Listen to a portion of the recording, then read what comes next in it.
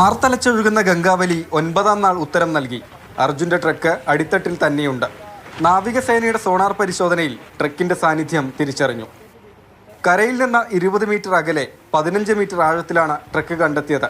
കർണാടക സർക്കാരും ഔദ്യോഗികമായി സ്ഥിരീകരിച്ചു. 100% sure that we will get tomorrow our achievement. Make a hurdle for them to disturb again and again.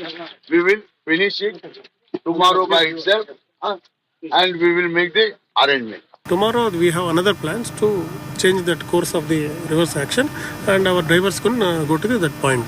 ട്രക്കിനടുത്തേക്ക് നാവികസേനയുടെ മുങ്ങൽ വിദഗ്ധർക്ക് എത്തണം. പുഴയിലെ കുത്തൊഴുക്ക്, കനത്ത മഴ, വീശിയടിക്കുന്ന കാറ്റ്, മറികടക്കേണ്ട തടസ്സങ്ങൾ ഒരുപാടുണ്ട്. ഇന്നത്തെ തിരച്ചിലിന് ഏറ്റവും പ്രയോജനമായത് ഇക്കാണുന്ന കൂറ്റൻ മണ്ണുമാന്തി യന്ത്രമാണ്. പുഴയരത്തെ മണ്ണും നീക്കി നാളെ ഇതുപോലെ ഒരു യന്ത്രം കൂടി കൊണ്ടുവരും. നാളത്തെ തിരച്ചിലിന് ഡ്രോൺ അധിഷ്ഠിത സംവിധാനമായ ഡിബോട്സ് കൂടി എത്തുന്നുണ്ട്. ഇതോടെ പരിശോധനകൾ കൂടുതൽ എളുപ്പത്തിലാകും. ശിരൂരിൽ നിന്ന് ടീം മാതൃഭൂമി ന്യൂസ്.